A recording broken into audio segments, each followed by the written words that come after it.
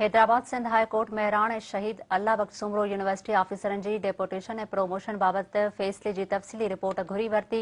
Sindh high court Hyderabad जे justice Iqbal कल्होड़ो ऐं justice Amjad सहतो जी divisional bench case जी ॿुधणी कई आहे, जंहिंमें यूनिवर्सिटी इंतज़ामिया जा अमलदार ऐं दरख़्वास्त गुज़ार पेश थिया। अदालत में दरख़्वास्त गुज़ार मौक़िफ़ पेश कयो आहे त यूनिवर्सिटी इंतज़ामिया पारां जमा करायल रिपोर्ट कूड़ ऐं बदनीयतीअ ते ॿधल आहे।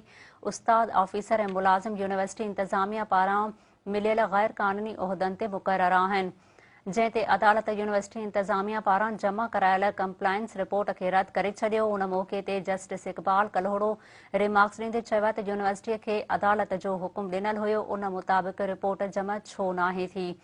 अदालत हुकुम ॾिनो त ഡിپوٹييشن ऐं आउट ऑफ टर्न प्रोमोशन तोड़ी OPS ते वैठलनि जे आर्डरनि जूं कापियूं तफ़सीली रिपोर्ट हलफ़नामे सां गॾु जमा कराइण जो हुकुम ॾींदे ॿुधणी 25 जनवरी ताईं मुलतवी करे छॾी।